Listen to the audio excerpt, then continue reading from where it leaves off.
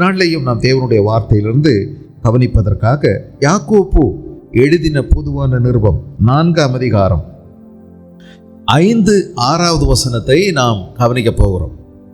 யாக்கோப்பு எழுதின பொதுவான நிருபம் 4ஆம் அதிகாரம் 5-6 வசனங்கள். நம்மில் வாசமாயிருக்கிற ஆவியானவர் நம்மிடத்தில் வைராக்கிய வாஞ்சியாயிருக்கிறார் என்று வேத வாக்கியம் வீணாய் சொல்லுகிறது என்று நினைக்கிறீர்களா? அவர் அதிகமான கிருபை அளிக்கிறாரே. ஆதலால் தேவன் பெருமை உள்ளவர்களுக்கு எதிர்த்து நிற்கிறார், தாழ்மை உள்ளவர்களுக்கோ கிருபை அளிக்கிறார் என்று சொல்லி இருக்கிறது என்றார். இப்போ வேத வாக்கியம் வீணாய் சொல்லுகிறது என்று நினைக்கிறீர்களா என்று எழுதப்பட்டிருக்கிறது.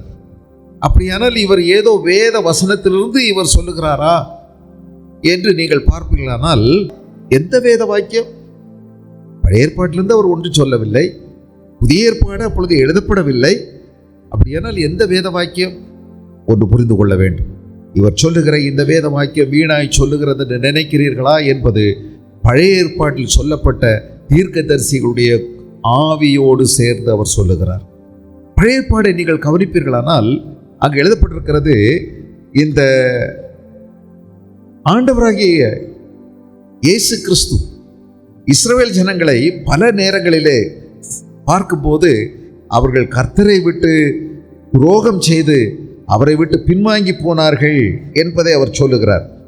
எரேமியா தீர்க்கதரிசியின் புஸ்தகம் 3ஆம் அதிகாரம் 8வது வசனம், சீர்கெட்ட இஸ்ரவேல் என்பவள் விபச்சாரம் பண்ணின முகாந்திரங்கள் எல்லாவற்றின் நிமித்தமும் நான் அவளை அனுப்பிவிட்டு அவளுடைய தள்ளுதற் சீட்டை அவளுக்கு கொடுத்த போதும் அவளுடைய சகோதரியாகிய யூதா என்கிற துரோகி பயப்படாமல் இவளும் போய் வேசித்தனம் பண்ணினாள், இதை நான் கண்டேன் என்று சொல்லுகிறார்.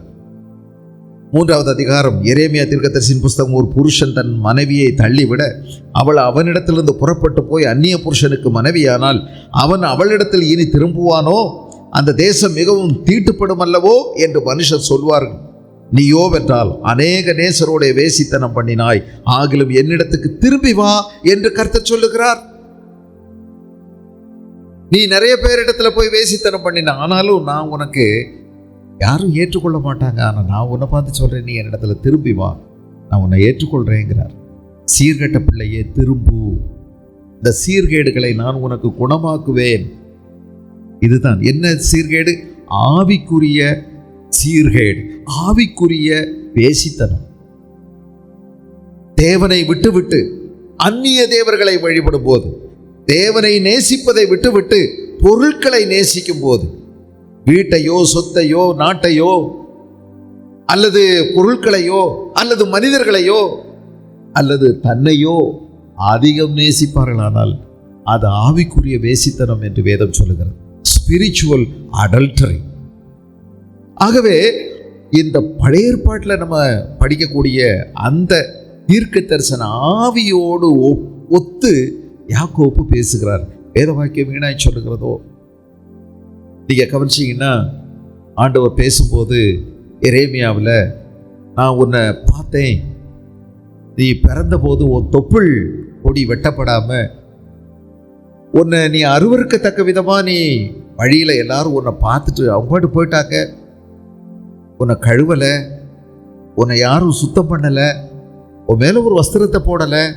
ஆனால் நான் உன் பக்கத்தில் கடந்து வந்தேன், உன்னை தூக்குனேன், உன்னை கழுவுனேன், உன்னை சுத்தம் பண்ணேன், உனக்கு மேலே என் வஸ்திரத்தை போட்டேன், உன்னை வளர்த்துனேன், உன்னை வாலிபமாக்குனேன், உன்னை எனக்கென்று நான் தெரிந்து கொண்டேன், நியமித்து கொண்டேன், உன்னை நல்லா அலங்கரித்தேன், உனக்கு வேண்டியதெல்லாம் நான் செஞ்சேன்.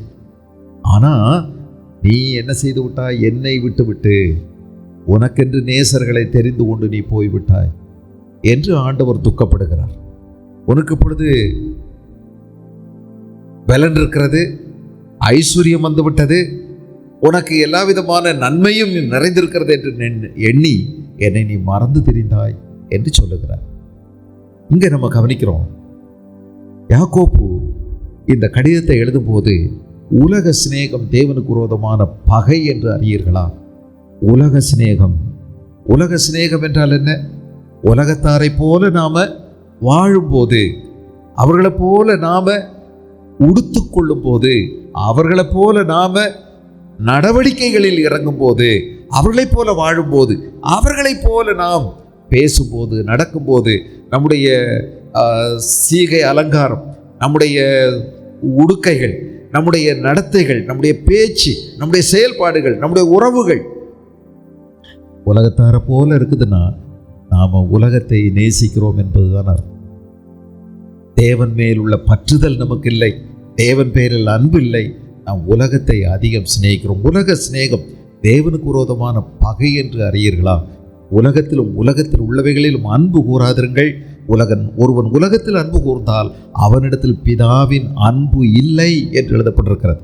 யோசித்து பாருங்க, நம்ம உலகத்தை நேசிக்கிறோம்னா, நீங்க இந்த உலகத்துல அசுத்தமானதை பார்க்க விரும்புறீங்க, அசுத்தமானதை கேட்குறீங்க, எல்லாரையும் போல நீங்க அசுத்தத்தை ரசிக்கிறீங்க. எப்பவும் உங்க மனசுக்குள்ள யோசனை எல்லாம் அசுத்தமானது தான். உங்க மனதின் எண்ணங்கள் எல்லாம் இந்த உலகத்தை குறித்து தான். உங்க சரீரத்தை திருப்திப்படுத்துறது தான். உங்க மனசுக்கு பிடிச்சபடி நீங்க வாழ்றீங்க. நீ உலகத்தை நேசிக்கிற. உலக சிநேகம் தேவனுக்கு விரோதமான பகை. உலகத்தை சிநேகித்தால் அவரிடத்தில் பிதாவின் அன்பு இல்லை. கண்களின் இச்சை, மாம்சத்தின் இச்சை, ஜீவனத்தின் பெருமை, எல்லாரையும் போல நானும் வாழணும். ஜீவனத்தின் பெருமை, அவங்கள மாதிரி நான் இருக்கணும், இவங்கள மாதிரி நான் இருக்கணும், இவங்கள போல வாழணும், அவங்கள மாதிரி வாழணும். மனுஷன் மதிக்கிறது போல, மனுஷன் நம்மை பாராட்டும்படி, மனுஷர் புகழும்படி, மனுஷருடைய பார்வைக்கு ஏற்றார் போல நாம் வாழ நினைக்கும் போது நாம் ஜீவனத்தின் பெருமையில அகப்பட்டிருக்கிறோம். நமக்கு இந்த உலகத்தில் ஆத்துமாவின் மீது நமக்கு அக்கறை இல்லை. அழிந்து போகிற மக்களை குறித்து நமக்கு கவலை இல்லை. நமக்கு நகை மேல, பணத்தின் மேல, பொருள் மேல, வீட்டின் மேல, ஆஸ்தியின் மேல, அந்தஸ்தின் மேல நமக்கு அதிக நாட்டம் இருக்கிறது. நாம் உலகத்தாராக இருக்கிறோம். உலகமும் அது நிச்சயம் ஒழிந்து போகும். தற்காலிகமானது, வேஷமானது, மாயை அது. ஆனால் தேவனுடைய சித்தத்தின்படி செய்கிறவனோ என்றைக்கும் நிலைத்திருப்பான் என்று வேதம் சொல்லுகிறது. ஆக நம்மில் வாசமாயிருக்கிற பரிசுத்த ஆவியானவர் எப்ப நம்மில் வந்தார்? இது எழுதப்பட்டது யாருக்கு? விசுவாசிகளுக்கு. எப்ப அவர் நம்மிடத்துல வந்தார்? எபேசியருக்கு எழுதின நிருபம் 1ஆம் அதிகாரத்தில் நீங்க கவனிச்சீங்கன்னா 13வது வசனம், நீங்களும் உங்கள் ரட்சிப்பின் சுவிசேஷமாகிய சத்திய வசனத்தை கேட்டு விசுவாசிகளான போது வாக்குத்தத்தம் பண்ணப்பட்ட பரிசுத்த ஆவியால் அவருக்குள் முத்திரை போடப்பட்டீர்கள். எழுதியிருக்கா இல்லையா? நீங்க விசுவாசிகளா? நீங்க ரட்சிக்கப்பட்டது உண்மைதானா? நீங்க ரட்சிக்கப்பட்டது உண்மைதானா? நான் உங்களை பார்த்தா கேட்கிறேன். நீங்க ரட்சிக்கப்பட்டது உண்மையானால், உங்கள் பாவங்களை இயேசு மன்னித்தார் என்ற நிச்சயம் ஒரு நாள் உங்களுக்கு பிறந்தது உண்மையானால், நான் சொல்வதை நீங்கள் கவனியுங்கள். இது பரிசுத்த ஆவியினால் நடந்தது. நீங்கள் பரிசுத்த ஆவியினால் முத்திரையிடப்பட்டிருக்கிறீர்கள். நீ பரிசுத்த ஆவியை பெற்றுக்கொள்ளல அப்படின்னு யாராவது சொன்னா நீங்க அதை நம்பாதீங்க. நீங்கள் பரிசுத்த ஆவியினால் முத்திரையிடப்பட்டிருக்கிறீர்கள். நீங்கள் ஒருவேளை பரிசுத்த ஆவியானவருடைய அத்தியாவசியத்தை, அவருடைய அவசியத்தை, அவருடைய ஆளுகையை நீங்கள் அறியாமலும் அவருக்குள் உங்களை அடக்காமலும் இருக்கலாம். ஆனால் இயேசு கிறிஸ்து தெய்வம் என்று பரிசுத்த ஆவியானவருடைய உதவி இல்லாமல் யாரும் சொல்லவே முடியாது.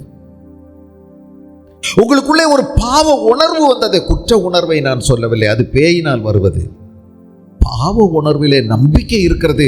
அது இயேசுவினால் உருவாக்கப்படுகிறது. பரிசுத்த ஆவியினால் வருவது.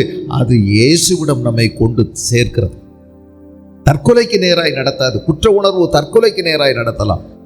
உங்களை நீங்களே மன்னிக்க முடியாத சூழ்நிலைக்கு தள்ளலாம். போலியான பல்வேறு சமாதானத்துக்கான வழிகளை தேடச் சொல்லும். அது மறந்து போவதற்கு, தற்காலிகமாய் குடிப்பதற்கும் அல்லது பலவிதமான தீமையான காரியங்கள் உங்களை தள்ளிவிடும். குற்ற மனசு. ஆனால் பாவ உணர்வு பரிசுத்த ஆவியானவரால் ஏற்படுத்தப்படுகிறது. இந்த பாவ உணர்வில் நம்பிக்கை கொடுக்கிற பரிசுத்த ஆவியானவர் இயேசுவிடம் உங்களை கொண்டு சேர்க்கிறார். நான் எழுந்து என் தகப்பனிடத்திற்கு போவேன். அதுதாங்க பரிசுத்த ஆவியானவர் கொடுக்கிற நம்பிக்கையின் உறுதிப்பாடு. உன் தகப்பன் ஒருவர் உனக்காக வழிமேல் விழி வைத்து காத்து கொண்டிருக்கிறார். அவர் உன்னை உண்மையாய் நேசிக்கிறார். அநேகம் வேலைக்காரர்கள் அந்த வீட்டில் உண்டு. நீ எவ்வளவு துரோகம் பண்ணாலும், வேலைக்காரனாக கூட என்னை வைத்துக் கொள்ளும் என்று நீ போகும்போது உன்னை வேலைக்காரனை அல்ல, உன்னை தன்னுடைய மகனாக புதிய அந்தஸ்தோடு ஏற்றுக்கொள்ளுகிறவர். உன் பாவம் மன்னிக்கப்பட்டதா? இயேசு உங்களுடைய பாவத்தை மன்னிச்சாருங்கிற நிச்சயம் உங்களுக்கு இருக்கா? அதுதாங்க நுழைவு சீட்டு, பாஸ்போர்ட்டே அதுதான் பரலோகத்துக்கு. பரலோகத்துக்கு பாஸ்போர்ட் வச்சுருக்கீங்களான்னு பார்த்துக்கிடுங்க. ரட்சிப்பு என்னும் பாஸ்போர்ட் அது வேணும், இருக்குதான்னு பார்த்துக்கிடுங்க. அதுதான் ரட்சிப்பு, அதான் மறுபடியும் பிறக்குதல், அதான் மனம் திரும்புதல், அதான் பாவ மன்னிப்பு நிச்சயம். பாவ மன்னிப்பு நிச்சயம் உங்களுக்கு இருக்கிறதா?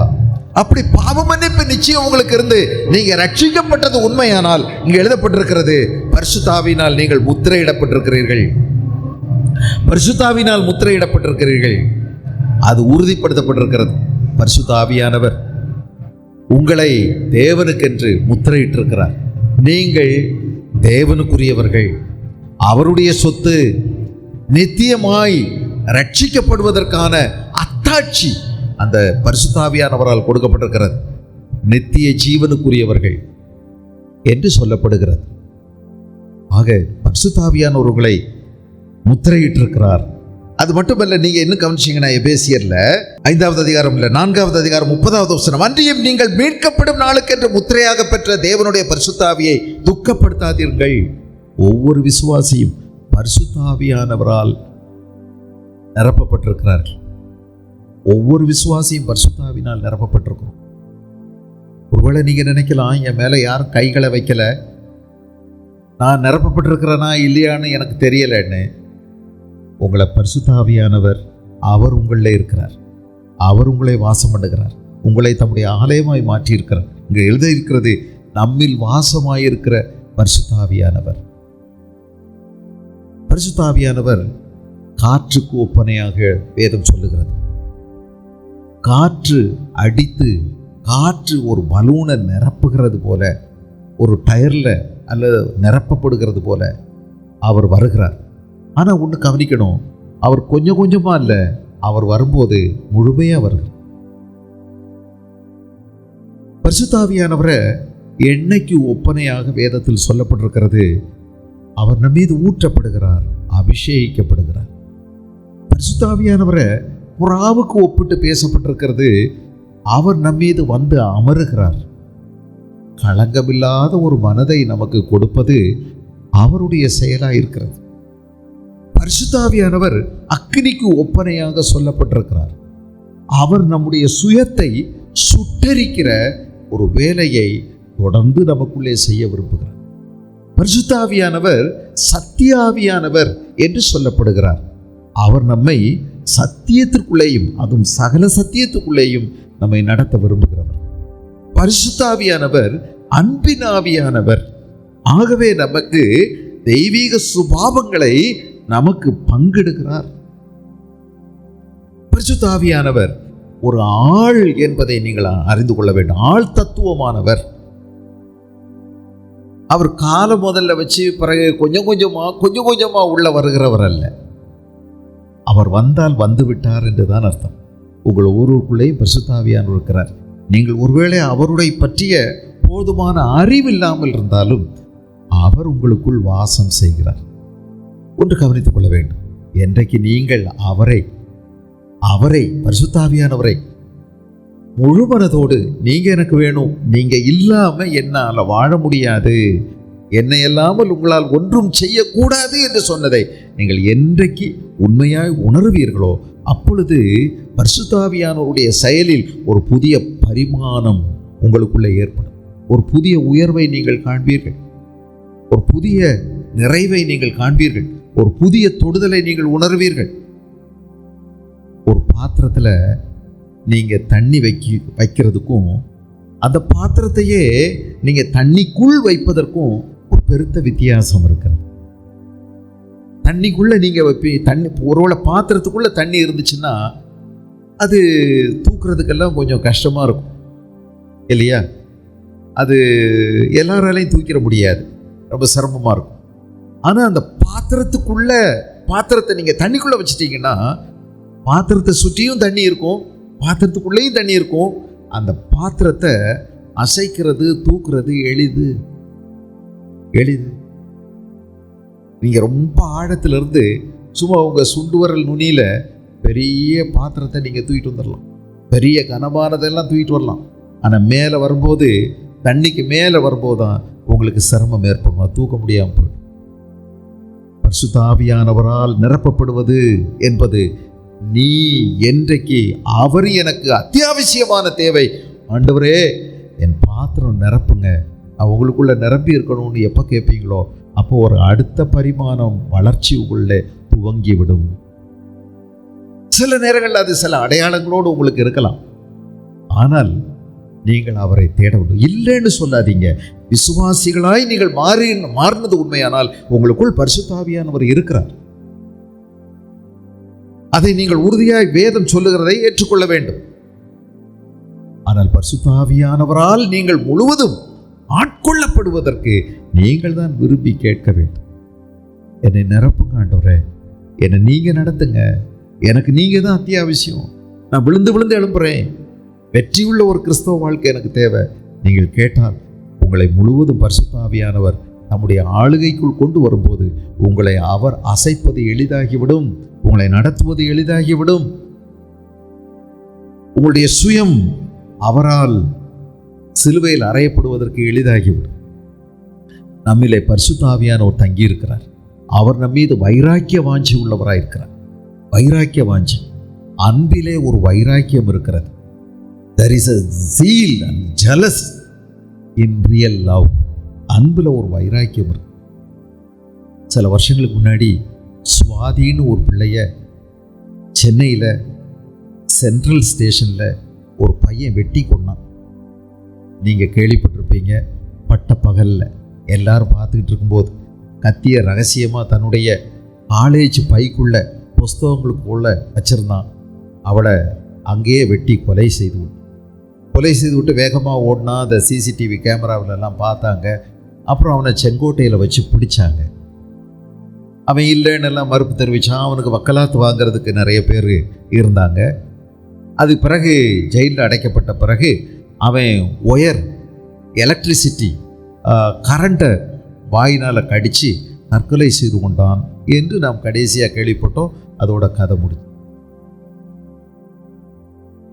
ஏன் இவன் கொலை செஞ்சான் அப்படின்னு நீங்கள் பார்த்தீங்கன்னா, இந்த பெண்ணை அவன் நேசிக்கிறான். இவனுடைய காதலை பலமுறை அவளுக்கு சொல்கிறான். ஆனால் அவ வேற யாரையோ நேசிப்பது போல தோன்றுகிறது. இவனால் பொறுத்து கொள்ள முடியவில்லை. ஆகவே அவன் தீர்மானித்தான், வெட்டி கொலை செய்ய வேண்டும். அவனுடைய அன்புல, காதல்ல ஒரு கொடுமையான வைராக்கியம் இருக்கிறத பார்த்தீங்களா? நான் நேசிக்கிற ஒரு பிள்ளைய இன்னொருத்தன் பேசக்கூடாது, இன்னொருத்தனை அவள் பார்க்கக்கூடாது. ஆகவே கொலை செய்து விட்டேன். இது சகஜமாக நடக்கக்கூடிய விஷயம். ஊரறிந்த ஒரு விஷயத்தை நான் உங்களுக்கு சொன்னேன். இது டெய்லி நடந்துக்கிட்டே இருக்கு. டெய்லி நடக்குது. அநேக இடங்களில் உலகம் முழுவதும் நடக்குது. அவங்களுடைய காதலில் ஒரு வைராக்கியம் இருக்கு. நான் பேசுகிற பொண்ணுக்கிட்ட இன்னொருத்தன் பேசக்கூடாது, நான் பேசுகிற பையன் கூட இன்னொருத்தி பேசக்கூடாது. அது காதல், அது காமம். அதை விடுங்கள். கணவன் மனைவி உறவை பாருங்கள், எப்படி இருக்கிறது? அதில் ஒரு வைராக்கியம் இருக்கிறது. என்னுடைய கணவன், என்னுடைய மனைவி, இதில் ஒரு வைராக்கியம் இருக்கு. இயேசு கிறிஸ்துவும் சொல்லுகிறார், வேசித்தன முகாந்திரத்தினாலே அன்றி தன் மனைவியை தள்ளி விடுவது நியாயமல்ல என்று சொல்லிவிடுகிறார். ஆக கணவன் மனைவிக்குள்ள அன்பு இருக்கிறபடியினால் அங்கே ஒரு வைராக்கியம் இருக்கிறது. எனக்கே உரியது என்ற ஒரு வைராக்கியம் இருக்கு. எனக்கே உரியவர், எனக்கே உரியவள். நாம் பிள்ளைகளை வளர்த்துறோம். இந்த பிள்ளைகளை பாருங்க, வீட்டில் முக்கியமாக பொம்பளை பிள்ளையா இருந்தால் அந்த பிள்ளைகளை பார்க்குறதுல எவ்வளோ கவனம் நம்ம செலுத்த வேண்டியதாக இருக்குது. ஏன்னா இயற்கையாக அவங்களுக்கு பாதுகாப்பு அதிகம் தேவைப்படுகிறது. ஆண் பிள்ளைகளை விட பெண் பிள்ளைகளுக்கு பாதுகாப்பு அதிகம் கொடுக்கப்பட வேண்டியதாக இருக்கிறது. அதனால் எப்போவுமே கண்ணும் கருத்துமாக இருக்கும். ஏன் சொல்லப்போனால் மடியில் தீயை கட்டிக்கிட்டு இருக்கிற மாதிரி எப்படியாவது அவளை பாதுகாக்கணும். கல்யாண முறைக்கு கற்போடு அவளை பாதுகாத்து ஒரு நல்ல திருமணத்தை அவளுக்கு நடத்தி கொடுக்கணும் என்று பெற்றோர்கள் ரொம்ப கவனம் செலுத்துகிறாங்க. கொஞ்ச நேரம் ஆச்சுன்னா கூட மனம் பதற ஆரம்பித்து விடுகிறது. ஏன், எங்கே, எதுக்கு அப்படின்னு கேட்குறாங்க. இந்த பிள்ளைகளுக்கு ரொம்ப கோபம் வரும். அவங்க எரிஞ்செறிஞ்சு விடுறது, எழுத்து பேசுறது. ஆனால் அவங்க புரிஞ்சுக்கிறது இல்லை, தகப்பன் தாயுடைய அன்பில் ஒரு வைராக்கியம் இருக்குது அப்படின்னு புரிஞ்சுக்கிறது இல்லை. ஆனால் எவனோ ஒருத்தன் திடீர்னு ஜீன்ஸ் பேண்ட் போட்டு சும்மா ஐ லவ் யூன்னு சொன்னால், இந்த அப்பா அம்மா உயிரை கொடுத்து பாதுகாக்கிறவங்கள இவங்களை விட ரோட்டில் திரியிறாவன் ஒரே ஒரு நாள் பஸ் ஸ்டாண்டில் பார்த்தது தான், அல்லது அந்த மினி பஸ்ஸில் பார்த்தது தான், அல்லது அந்த பஸ் ஸ்டாண்டில் அந்த பஸ்ஸில் ஏறி உட்கார்ந்து சந்தித்தது தான், உடனே ஐ லவ் யூன்னு சொல்லி அவன் தான் ரொம்ப உண்மையாக நேசிக்கிறான்னு சொல்லி அப்படியே வெறுத்துடுறாங்க தாய் தகப்பனை. எவ்வளோ பெரிய துரோகம் இல்லை? அப்பா அம்மாவுடைய அன்பை அவங்க புரிஞ்சுக்கிடாமல் போயிடுறாங்க. பிறகு ஒரு நாள் உட்கார்ந்து அழுவாங்க. அது காலம் போன பிறகு இல்லை. இப்போ கவனிங்க, ஏன் இந்த பிள்ளைகளை நேசிக்கிறோம், ஏன் இந்த பிள்ளைகளை கவனிக்கிறோம், ஏன் இப்படி பக்குவமாக பாதுகாக்கிறோம், ஏன் இப்படி பொத்தி பொத்தி வளர்த்துறோம்? அவர்களை பாதுகாக்க வேண்டும். அன்புல ஒரு வைராக்கியம் இருக்கிறது. 2 கொரிந்தியர் 11வது அதிகாரத்தை கொஞ்சம் பாருங்களேன். 2 கொரிந்தியர் 11வது அதிகாரம் 2வது வசனம், 1, 2 அந்த வசனங்களை நீங்க கவனிச்சீங்கன்னா, 11வது அதிகாரத்தில் என் புத்தியினத்தை நீங்கள் சற்றே சகித்தால் நலமாயிருக்கும், என்னை சகித்து இருக்கிறீர்களே, அதனால இந்த தடவை நீங்க சகிச்சுக்கிடுங்கன்னு சொல்றார். நான் உங்கள்கிட்ட பேசுறது உங்களுக்கு கொஞ்சம் கொச்சையாக தெரிஞ்சதுன்னா என்னை மன்னிச்சிருங்கன்னு சொல்லி நான் சொல்லலை, பவுல் சொல்கிறேன். அதான் அர்த்தம். என் புத்தியினத்தை நீங்கள் சற்றே சகித்தால் நலமாக இருக்கும், என்னை சகித்தும் இருக்கிறீர்களே. இப்பவும் நான் புத்தியினமாக பேசுகிற மாதிரி நீங்கள் நினச்சா கூட பரவாயில்ல, சகிச்சுக்கிடுங்க. ஆனால் ஒரு உண்மையை சொல்கிறேன். என்ன உண்மை? நான் உங்களை கற்புள்ள கன்னிகையாக, புருஷனை அறியாத, ஒரு ஆணோடும் தொடர்பில்லாத பெண். பைபிளில் சிலரை பற்றி எழுதியிருக்குல்ல, அவள் புருஷனை அறியாதவள், யாரையும் காதலிக்கல. சதானா, நான் உங்களை கற்புள்ள கன்னிகையாக கிறிஸ்து என்னும் ஒரே புருஷனுக்கு ஒப்பு கொடுக்க நியமித்தபடியால் உங்களுக்காக தேவ வைராக்கியம் கொண்டிருக்கின்றேன். பவுல் சொல்றார். பவுல் யாருங்க? சபையை நிறுவினாரு. அந்த பட்டணத்தில் போய் இயேசுவை அவங்களுக்கு அறிவிச்சு அநேகர் இயேசுவை ஏற்றுக்கொண்டாங்க. அவர்களை சபையாக கூட்டினார். இந்த சபையை, கொரிந்து பட்டணத்தில் இருக்கிற சபையை கிறிஸ்து என்னும் நல்லவருக்கு என்ன செஞ்சிருக்கிறாரு? மனைவியாக கொடுக்க இவர் நியமித்தபடினால் தேவ வைராக்கியமா இருக்கார் அந்த சபை மேல. அந்த கற்புள்ள ஒரு மனைவியா, ஒரு பெண்ணா கிறிஸ்து என்னும் புருஷனுக்கு கொடுக்கணும். சபை கிறிஸ்து, சபைக்கு கிறிஸ்து தலையா இருக்கிறார். சபை கிறிஸ்துவின் சரீரம். சபை கிறிஸ்துவின் மணவாட்டி, மணப்பெண். இயேசு கிறிஸ்து சபையின் மணவாளன் என்று சித்தரிக்கப்பட்டிருக்கிறார். மணவாளன். ஆக சபை அவருடைய மணப்பெண். இந்த சபை சுத்திகரிக்கப்பட்டு கற்புள்ள ஒரு சபையாய் நற்போதனைகளில் வளர்த்தப்பட்டு கிறிஸ்துவுக்குரிய சாயலில் வளர்த்தப்பட்டு ஒரு நாள் அந்த மன நாள் வரும்பொழுது அங்கே அவருக்கு மணப்பெண்ணாக அலங்கரிக்கப்பட்டு அழகுபடுத்தப்பட்டு நிறுத்தப்பட வேண்டும். ஒரு மணப்பெண்ணுக்கு சில விஷயம் ரொம்ப முக்கியம் இல்லை? அப்படித்தானே? அழகு, கற்பு, அலங்காரம் ஒரு மணப்பெண்ணுக்கு தேவை. ஆகவே அந்த மணநாள் அன்னைக்கு கற்புள்ளவளாய், அழகுள்ளவளாய், அலங்கரிக்கப்பட்டவளாய் மணவாளனுக்கு அவள் ஒப்பு கொடுக்கப்பட வேண்டும். ஆட்டுக்குட்டியானுடைய கல்யாண நாள் பரலோகத்தில் நடக்க போகுது. அப்போ மணவாளனுடைய தோழர்கள் கொஞ்சம் பேர் இருப்பாங்க. அவங்க இந்த மணப்பெண்ணை கூட்டிட்டு வந்து விடுவாங்க. அன்னைக்கு ஒரு பெரிய சந்தோஷம். மணவாளனுடைய தோழர்கள்லாம் ரொம்ப சந்தோஷப்படுவாங்க. ஆபிரகாம் தன்னுடைய வீட்டில் இருந்த பெரிய மேனேஜர் எலையாசர், அவரை ஒரு நாள் கூப்பிட்டு, எனக்கு நீ வாக்கு கொடுக்கணும். உன்னை நான் நம்பி இருக்கிறேன். என் சொத்துக்கெல்லாம் உன்னை நான் கணக்கு பிள்ளையாக வச்சுருக்கிறேன், மேனேஜராக வச்சுருக்கிறேன். என் பையனுக்கு இந்த பக்கத்தில் எங்கேயும் பொண்ணு எடுக்கக்கூடாது. சுற்றி இருக்கக்கூடிய ஜாதிகளுக்குள்ளே நீ பொண்ணு எடுக்கக்கூடாது. நான் விட்டு வந்த அந்த தேசத்தில் என்னுடைய இனத்துக்குள்ளே, என்னுடைய ஜனத்துக்குள்ளே போய் நீ பெண் பார்த்து ஒரு பெண்ணை கொண்டு வரணும். ஆண்டவர் அதுக்கு வாய்க்க செய்வார். அது நீ எனக்கு சத்தியம் பண்ணி கொடுக்கணும். அப்போ அவர் கேட்குறாரு, அந்த பெண் இவ்வளோ தூரத்துக்கு வரமாட்டேன்னு சொல்லிட்டா என்ன பண்ணுறது? இல்லை, ஆண்டவர் வாய்க்க பண்ணுவார். நான் ஜெபம் பண்ணி இருக்கிறேன், ஆகவே நீ போ அப்படின்னு சொல்கிறாரு. சத்தியத்தை வாங்கிட்டு போகிறார். அங்கேருந்து போய் எவ்வளோ மைல் போகிறார் தெரியுமா? கிட்டத்தட்ட 900 மைல் போகிறாருங்க. எவ்வளோ நாள் நடந்திருப்பாங்க? 1 மாதம் மேலே போயிருப்பாங்க இல்லையா? ஒட்டகத்தை பயன்படுத்தியிருக்காங்க. ஒட்டகங்கள் 12 ஒட்டகம் போனதாக எழுதியிருக்குது. அதில் நிறைய பொருட்கள் போனதாக எழுதப்பட்டிருக்கிறது. அந்த பெண் வீட்டாருக்கு கொடுக்க வரதட்சணை யாருக்கு கொடுத்துருக்காங்க பாருங்க. மாப்பிள்ளை வீட்டார் பெண்ணு கொடுத்துருக்காங்க, நிறைய கொடுத்துருக்காங்க. நிறைய பேர் போயிருக்காங்க. வழிக்கு வேண்டிய ஆயுதங்கள் ஏந்திய படை வீரர்களும் போயிருக்கிறாங்க. பாதுகாப்புக்கு வழிப்பறி கொள்ளையர்கள் அல்லது வேற ஏதாங்களும் சங்கடங்கள் ஏற்படக்கூடாது இல்லை, எல்லாத்துக்கும் கூட்டு போயிருக்காங்க. ஒரு பெரிய படை திரண்டு போயிருக்காங்க. ஒரு பெண்ணை கூட்டு வர, சரி போய் பெண்ணை பார்த்தாச்சு, ரெபேக்காளை பார்த்தாச்சு, வர்றேன்ட்டா. அவங்க வீட்டிலே அனுப்புறேன்னு சொல்லிட்டாங்க. இது தேவனால் வந்தது இந்த காரியம் அப்படின்னு அவங்க புரிஞ்சுக்கிட்டாங்க. நம்ம பத்திரிகையில் எல்லாரும் இந்த காரியம் தேவனால் வந்ததுன்னு போடுறாங்க. எல்லாம் தேவனால் வரல, அது ரெடிமேடாக வச்சுருக்கிற ஒரு வார்த்தை. எனக்கு அது மேலே நம்பிக்கை இல்லை. எல்லாரும் போடும்போது உண்மையிலே தேவனால் வந்தது என்றால் சரி, மற்றபடி அது சும்மா ரெடிமேடாக போடுற ஒரு வசனம். அங்கேருந்து 900 மைல் அவள் வர்றேன்னு சொன்னபோது திருப்பி கூட்டிகிட்டு வரணும். பாருங்கள், எத்தனை நாள் ஆயிருக்கும்? அதே மாதிரி 1 மாதத்துக்கு மேலே ஆயிருக்கும் இல்லை? யோசிச்சு பாருங்க. 1 மாதத்துக்கு மேலே இந்த பெண்ணை இந்த எலியாசர் என்னெல்லாம் சொல்லி கூட்டிகிட்டு வந்திருப்பாரு. இவளுடைய கற்பை பாதுகாக்கணும். இவ மட்டுமில்லை, இவளோடு கூட சில தாதிமார்களையும் அனுப்பியிருக்காங்க. இந்த பெண்களை கூட்டிகிட்டு வரணும் பாதுகாப்பா. வழியில் அவளுக்கு எந்த சேதமும் ஏற்படக்கூடாது.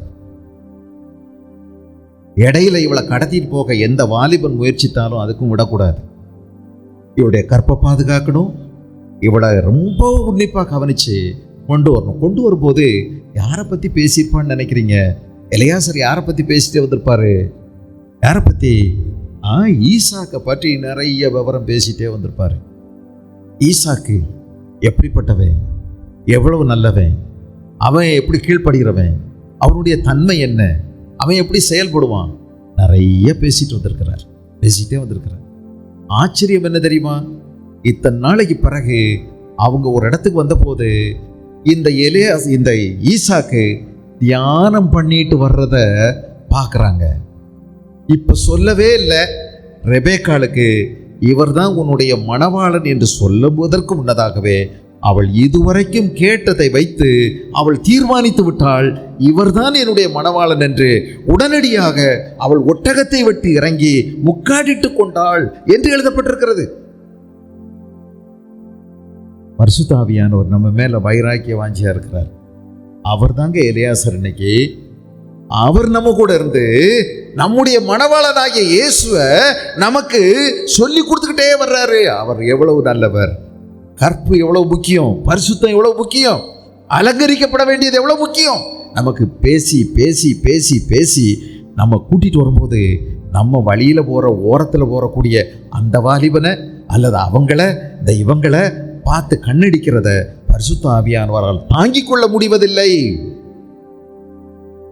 நம்ம உலகத்தை நேசிக்கிறது, பணத்தை நேசிக்கிறது, புகழ நேசிக்கிறது, உலகத்தில் உள்ளவைகள் மீது அன்பு கூறுவதை அவரால் பொறுத்து கொள்ள முடியாது.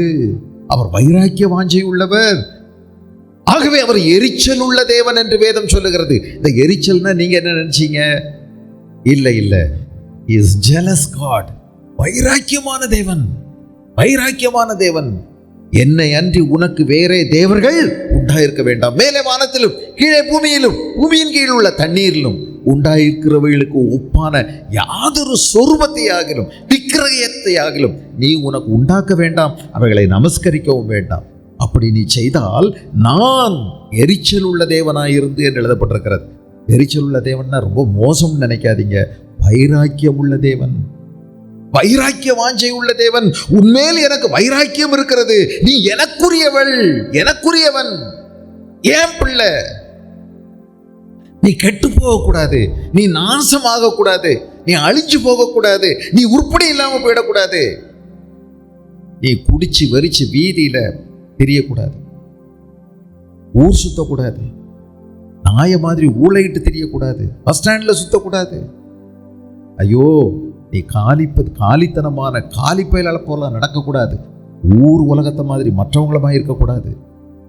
நீ ராஜா வீட்டு பிள்ளை, நீ சாக்கடையில் உள்ள சாக்லேட் எடுத்து வாயில சூப்பக்கூடாது.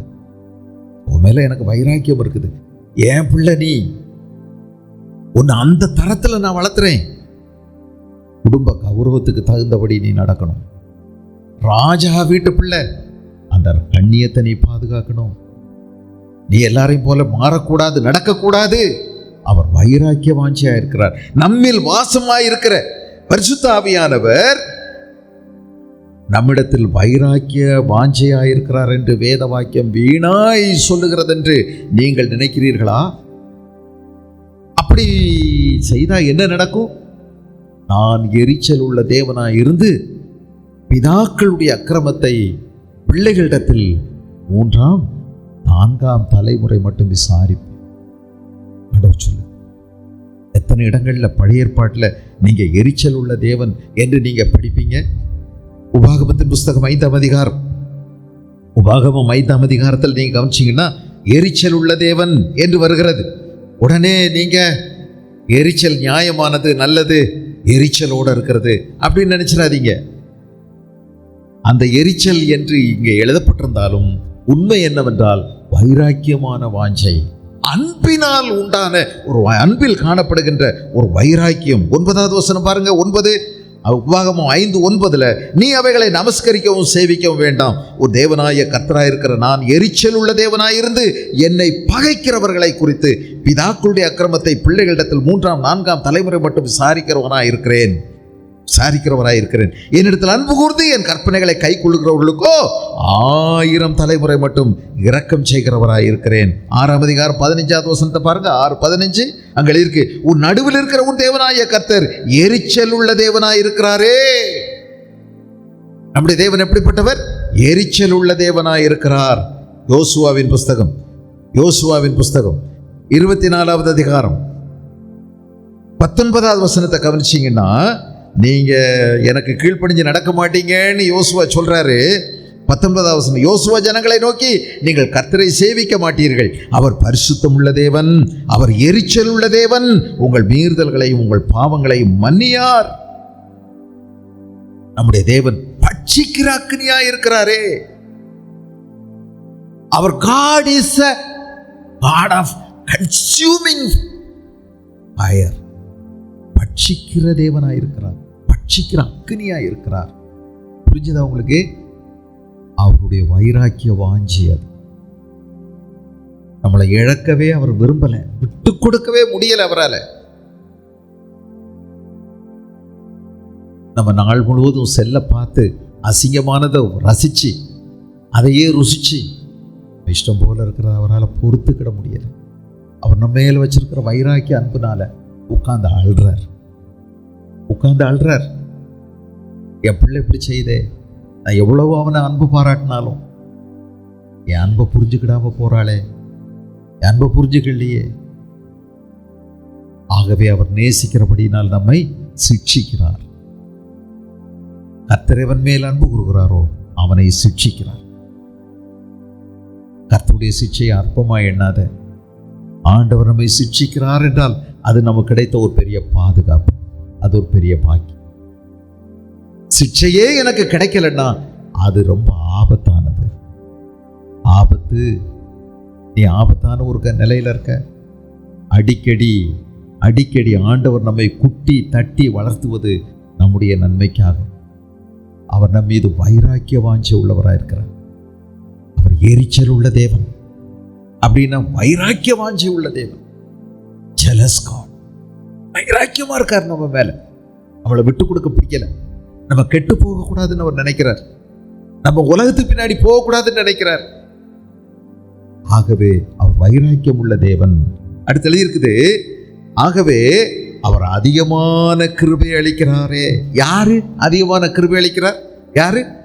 யாருன்னு சொல்லுங்க. யாரு? யாரு? யாரு? பரிசுத்த ஆவியானவர். பரிசுத்த ஆவியானவர்ங்க.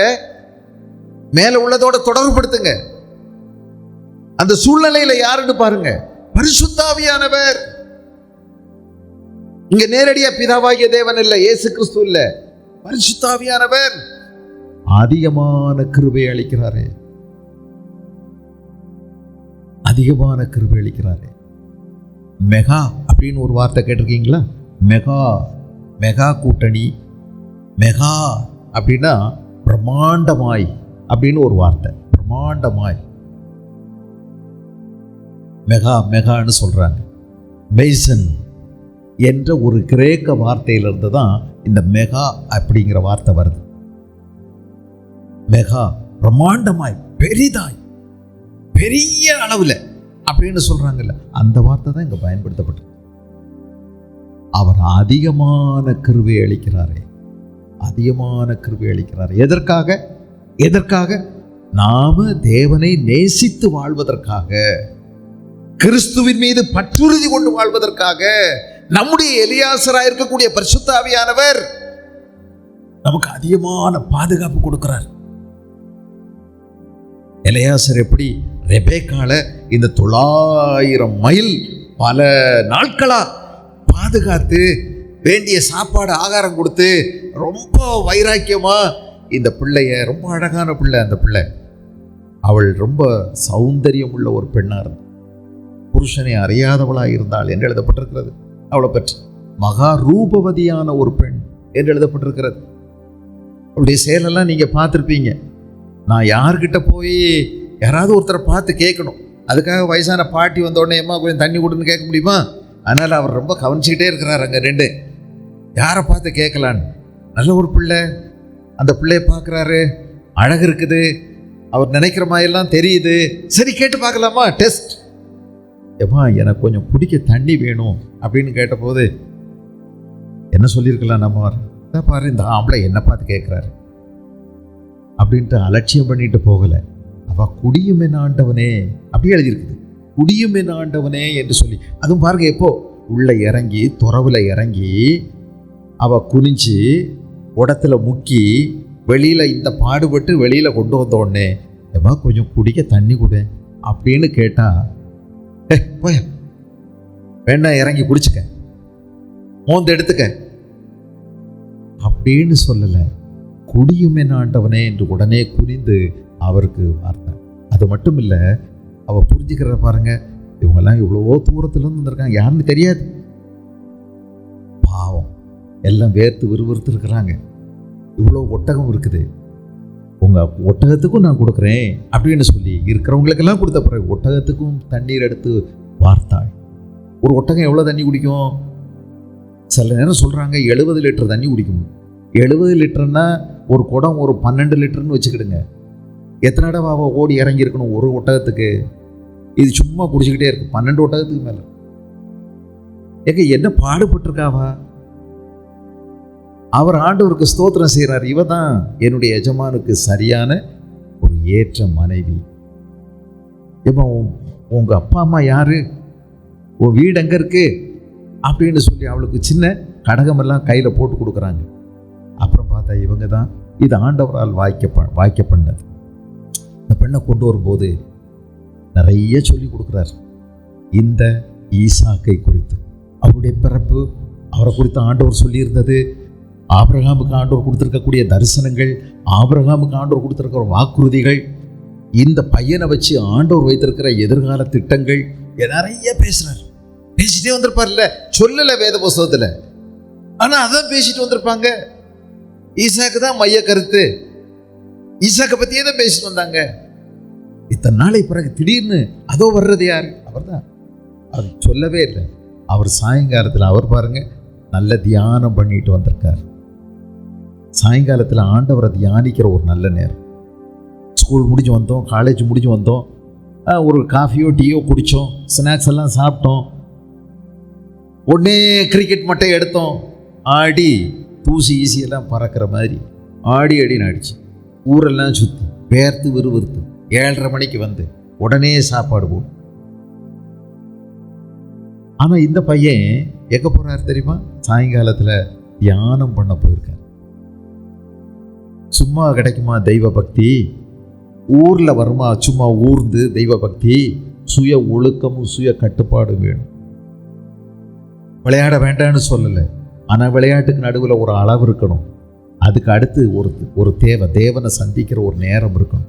காலையில், சாயங்காலம், அந்தி, சந்தி, மத்தியான வேளையில் நான் உங்களுடைய நாமத்தை சொல்லி கையெடுப்பேன் அப்படின்னு சொல்கிறார். 119ஆம் சங்கீதத்தில் ஒரு நாளைக்கு 7 முறை நான் உம்மை தியானிக்கிறேன் அப்படின்னு சொல்லியிருக்குது. யோசிச்சு பாருங்க, ஆண்டவருடைய ஆவியானவர், கர்த்தருடைய ஆவியானவர் நம்ம மேல வைராக்கிய வாஞ்சியா இருக்கிறாரு. ஆகவே அவர் அதிகமான கிருபை கொடுக்கிறார். அதிகமான கிருபை. என்னென்ன கிருபை கொடுக்கிறாரு? என்ன கிருபை கொடுக்கிறாருன்னு நினைக்கிறீங்க? பரிசுத்த ஆவியானவர் நமக்கு பாவத்தை குறித்து கண்டித்து உணர்த்துகிறார். அதாங்க அதிகமான கிருபை. நீங்க நினைச்சிடக்கூடாது வெளிநாட்டில இருந்து அப்படியே பணம் வந்துகிட்டே இருக்கும்னு நினைச்சிடக்கூடாது. அது இல்ல கிருபை. பரிசுத்த ஆவியானவர்களுக்கு அதிகமான கிருபையை கொடுக்கிறாரே. என்ன கிருபை அது? அது என்ன கிருபை? பாவத்தை குறித்து கண்டித்து உணர்த்தும் மகா பெரிய மெகா கிருபை அது. பாருங்க, உங்களுக்கு எழுதியிருக்கு 17வது அதிகாரம் யோவான் எழுதின சுவிசேஷம், யோவான் 16 யோவான் 16ல் 7-8 வசனங்களை பாருங்க. 16ல் 7-8. நான் உங்களுக்கு உண்மையை சொல்லுகிறேன், நான் போகிறது உங்களுக்கு பிரயோஜனமாக இருக்கும். நான் போகாதிருந்தால் தேற்றவாளன் உங்களிடத்தில் வரார். நான் போவேனே ஆகில் அவர் உங்களிடத்துக்கு அனுப்புவேன். அவர் வந்து when he will come,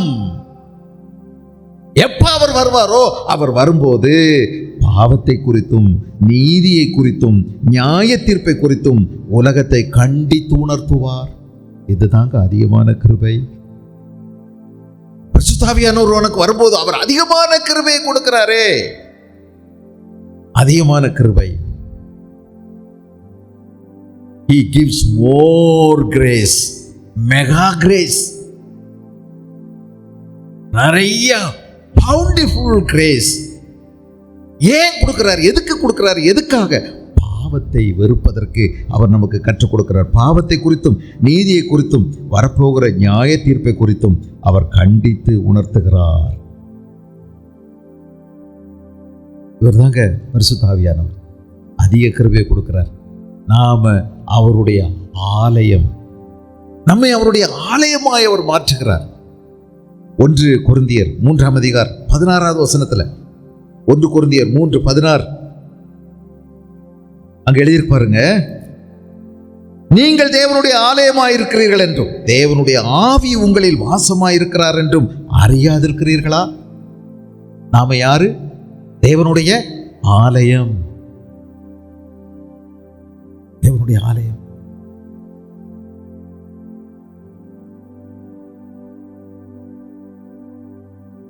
PT குடிக்க முடியுமா? பீடி குடிச்சு புகையை ஊத முடியுமா? பீடி குடிக்கிறது அவங்களுக்கு கெடுதியோ இல்லையோ, ஆனால் அந்த பீடி குடிக்கிறவங்க விடுற புகை மற்றவங்களுக்கு கெடுதி. அவனுக்குள்ள இருக்கக்கூடிய அத்தனை கிருமி, அத்தனை கொரோனா வைரஸ் எல்லாத்தையும் அதை அள்ளிக்கிட்டு வெளியே வருது. அதை என்ன பண்ணுறது? நாம் சுவாசிக்க வேண்டிய கட்டாயத்துக்குள்ளாயர்.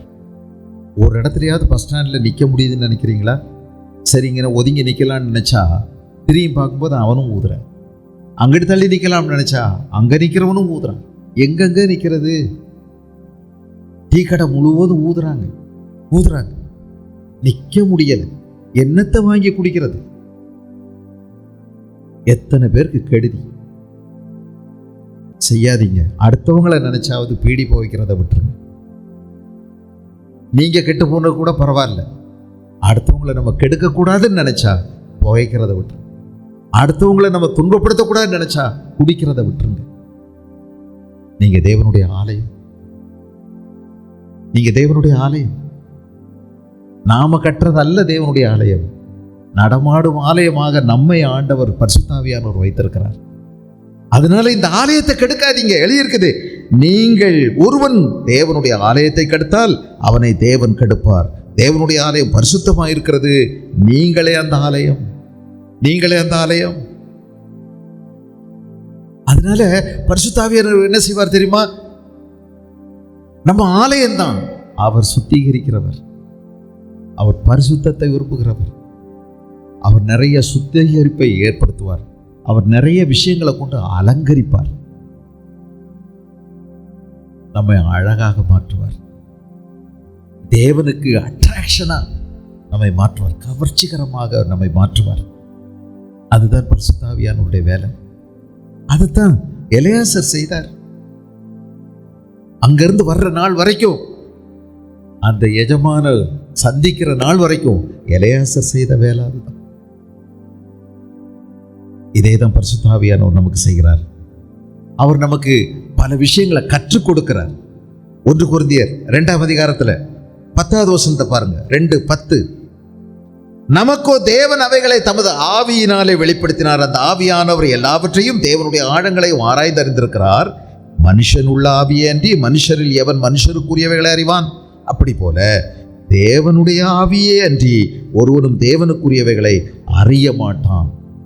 தேவனுடைய ஆவியானவர் நமக்கு என்ன செய்கிறார்? தேவனுடைய காரியங்களை நமக்கு கற்றுக் கொடுக்கிறார். அதாங்க அதிகமான கிருபையை அருளுகிறாரே, அதிகமான கிருபையை அருளுகிறாரே. அவர் அதிகமான கிருபையை அருளுகிறார். என்னென்ன கிருபைன்னு தான் பார்க்குறோம். 3வது இன்னொரு கிருபை அவர் அருளுகிறார். பரிசுத்த ஆவியானவர் உங்களிடத்தில் வரும்போது நீங்கள் பலனடைந்து நீங்கள் என்ன செய்வீர்கள்? எருசலேமிலும் யூதேயா முழுவதிலும் சமாரியாவிலும் பூமியின் கடைசி வரைந்தவும் எனக்கு சாட்சிகளாக இருப்பீர்கள். அப்போஸ்தலர் 1:8. அதிகமான கிருபை அருளுகிறாரே. என்ன கிருபை? பாவத்தை எதிர்க்கின்ற ஒரு பலனை நமக்கு கொடுக்கின்றார். நீங்கள் பலனடைவீர்கள். You will be empowered, you will be strengthened, you will become strong. நீங்க பலனடைவீர்கள். எதுக்கு பலன்? சாத்தானையும் பாவத்தையும் எதிர்ப்பதற்கு நீங்கள் பலனடைவீர்கள். தேவன் தம்முடைய சர்வாயுத வர்க்கத்தால் உங்களை நிரப்புவார். நீங்கள் தேவனிலும் அவருடைய சத்துவத்தின் வல்லமையிலும் பலப்படுவீர்கள், பலப்படுவீர்கள். சத்தியம் என்னும் அரக்கச்சை, நீதி என்னும் மார்க்கவசம், விசுவாசம் என்னும் கேடயம், ரட்சிப்பு என்னும் தலைசிரா, சுவிசேஷம் சொல்வதற்கு ஆயத்தம் என்னும் பாதரட்சை, ஆவியின் பட்டயம் என்கிற வாழ். நீங்கள் பலப்படுத்தப்படுவீர்கள், நீங்கள் பலப்படுத்தப்படுவீர்கள்.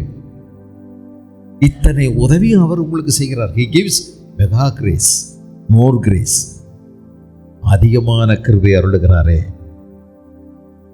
அவர் என்ன செய்கிறார்? உங்களை சகல சத்தியத்துக்குள்ளேயும் நடத்துகிறார்.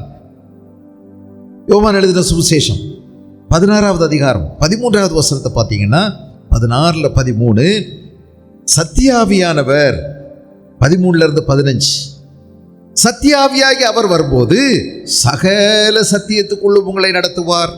அவர் தம்முடைய சுயமாய் பேசாமல் தாம் கேள்விப்பட்டவைகள் யாவையும் சொல்லி வரப்போகிற காரியங்களை உங்களுக்கு அறிவிப்பார். யார் பேசினதை கேள்விப்பட்டது? இவர் கேள்விப்பட்டாரா? நிறையா. யாரு? பரிசுத்த ஆவியானவர் கேட்டிருக்கிறார். யார் பேசினதை? யார் பேசினதை? யார் கேட்டது? இயேசு பேசினதை பரிசுத்த ஆவியானவர் கேட்டிருக்கிறார். அதனால பரிசுத்த ஆவியானவர் சொந்தமா எதையும் சொல்ல மாட்டார். எடுத்து எதைத்தான் சொல்ல போறாரு? இயேசு சொன்னதையெல்லாம் திரும்ப நமக்கு என்ன செய்ய போகிறார்? ஞாபகப்படுத்த போகிறார். அவர் எடுத்து நமக்கு சொல்ல போகிறார். எழுதியிருக்கு, அவர் என்னுடையதில் எடுத்து உங்களுக்கு அறிவிப்பதனால் என்னை மகிமைப்படுத்துவார். இயேசு சொன்னது பார்த்தீங்களா? இயேசு இந்த பூமியில் இருக்கும்போது தான் சொன்னார். பரிசுத்த ஆவியானவர் சுயமா எதையும் பேச மாட்டாரு. அவர் கேள்விப்பட்டதை சொல்லுவாரு. யார் பேசினதை கேள்விப்பட்டார்? இயேசு பேசினதை. அவர் நான் சொல்றத அவர் என்னுடையதில் எடுத்து உங்களுக்கு அறிவிப்பதனால் என்னை மகிமைப்படுத்துவார். பிதாவினுடையவைகள் யாவும் என்னுடையவைகள், அதனாலே அவர் என்னுடையதில் எடுத்து உங்களுக்கு அறிவிப்பார். இதாங்க மெகா கிரேஸ், மோர் கிரேஸ். அதிகமான கிருபை அவர் அளிக்கிறார். தாவீது சொன்னாரு, கர்த்தர் ஒரு தரம் விளம்பினார், நான் 2 தரம் கேட்டிருக்கிறேன். வல்லமை தேவனுடையது. அவர் ஒரு தரம் விளம்பினார், ஒரு தடவை பேசினார், நான் 2 முறை கேட்டிருக்கிறேன். எப்படி? எனக்கு பரிசுத்த ஆவியானவர் மெகா கிரேஸ் கொடுக்கிறார். எப்படி? சொன்னதை திரும்ப திரும்ப எடுத்து எனக்கு ஞாபகம் மூட்டுகிறார். நான் எங்க இருந்தானே, நான் வேலை ஸ்தலத்தில் இருப்பேன், பஸ்ஸில் போயிட்டு இருப்பேன், படுத்து தூங்கிட்டு இருப்பேன், எந்த நேரமானாலும் சரி, பரிசுத்த ஆவியானவர் எனக்குள்ள இருக்கிறவர், என் கூட தங்கி இருக்கிறவர், எனக்குள் வாசமாய் இருக்கிறவர், என்னை அவருடைய ஆலயமாய் மாற்றினவர், அவர் எனக்கு திரும்ப இயேசு சொன்னதை எனக்கு ஞாபகப்படுத்தி கொண்டே இருக்கிறார். இது ஒரு மெகா கிரேஸ். எப்படி? உங்களுக்கு செல்போனில் வசனம் இருந்தால் என்ன, இல்லாட்டி என்ன? நிறைய பேர் வேத புஸ்தகத்தை அவங்க கையிலேருந்து பிடுங்கிட்டாங்கங்க. ஜெயிலில் போடும்போது ரிச்சர்ட் உம்ரண்ட் அவருடைய கையிலிருந்து வேத புஸ்தகத்தை பிடுங்கிட்டாங்க. 14 வருஷம் சிறைச்சாலையில் அடைக்கப்பட்டிருந்தார். அவருக்கு பைபிள் எங்கேருந்து கிடைச்சது? கிடைக்கல. அவர் கூட யார் இருந்தா தெரியுமா? பரிசுத்த ஆவியார். அவர் என்ன செய்தார்? பைபிளை திரும்ப சொல்லி கொடுத்து கொண்டே இருந்தார். இயேசு சொன்னதை அவர் தாங்க சொல்லி கொடுத்தார். ஜான் பனியன் என்ற ஒரு தேவனுடைய மனுஷன், அவர் தான் மோட்ச பிரயாணம் என்ற ஒரு புஸ்தகத்தை எழுதினார். அன்னைக்கு ரோமன் கத்தோலிக்கருடைய ஆட்சி, போப்பு என்ன சொன்னாரோ அதுதான் உலகத்தில் நடக்கும். உலகமே அவருடைய ஆட்சியின் கீழே. வேத புஸ்தகத்தை பிரசங்கித்தபடியினால், மரியாதை வணங்கக்கூடாது என்று சொன்னபடியினால் அந்த மனிதனை ஜெயிலில் போட்டாங்க. நல்ல ஒரு போதகர் ஜெயிலில் இருந்தார். பைபிள்லாம் இல்லை, அங்கே வச்சு தான் ஆண்டவர் அவர் கொடுத்த தரிசனம், சொப்பனம் தான் அந்த மோட்ச பயணம் என்ற புஸ்தகமே. அநேக வார்த்தைக்கு வார்த்தை வேதவசனம் தான், வார்த்தைக்கு வார்த்தை வேதவசனம். உலகத்தில் வேதாகமத்துக்கு அடுத்தபடியா அதிக விற்பனையாகின்ற ஒரே புஸ்தகம் மோட்ச பிரயாணம், பில்கிரிம் ப்ராக்ரஸ். எடுத்து பார்த்தீங்கன்னா ஆச்சரியமா இருக்கும். அவர் ஒரிஜினலாக எழுதுனது ரொம்ப பெருசு, அதை சுருக்கி நிறைய புஸ்தகமாக போட்டிருக்கிறாங்க, சின்ன புஸ்தகமா. ஆனால் அந்த ஒரிஜினலாக எழுதுனதில் நீங்கள் பார்த்தீங்கன்னா முழுவதும் வேத வசனங்களால் நிறைந்திருக்கிறது. எல்லாமே அழகாய் செய்யப்பட்டிருக்கிறது, ஒரு ஓமை போல எழுதப்பட்டிருக்கிறது. எல்லாத்துக்கும் வேத வசன துணுக்குகள் கொடுக்கப்பட்டிருக்கிறது. பரிசுத்த ஆவியானவர் இயேசு பேசினதை எடுத்து அவர் திரும்ப நமக்கு ஞாபகப்படுத்துகிறது ஒரு மெகா கிரேஸ் இல்லையா? நீங்க எங்க இருந்தாலும் எங்க போனாலும் பாருங்க, அவர் நமக்கு எவ்வளவு நல்லவர். சோதிக்கப்படும் போது அவர் நமக்கு எவ்வளவு கிருபையை அவர் அருளி செய்கிறார். நமக்கு சகாயம் செய்யும் கிருபை அவரிடமிருந்து நமக்கு வந்து சேர்கிறது. சகாயம் செய்யும் ஒரு பெரிய கிருபை நமக்கு கிடைக்கிறது. 4வது அதிகாரம் எபிரேயருக்கு எழுதின நிருபத்தில் நீங்க பார்க்கலாம். அந்த வசனத்தை நீங்க எப்படி புரிஞ்சிருக்கீங்கன்னு எனக்கு தெரியல. 4வது அதிகாரம் கடைசி வசனம், ஆதலால் நாம் இரக்கத்தை பெறவும் ஏற்ற சமயத்தில் சகாயம் செய்யும் கிருபை அடையவும் தைரியமாய் கிருபாசன தண்டையில சேரக்கடவும். நீங்க இதை எப்படி நினைச்சிருப்பீங்கன்னு நான் நினைக்கிறேன். இப்படி நினைக்கிறேன். எப்படி தெரியுமா?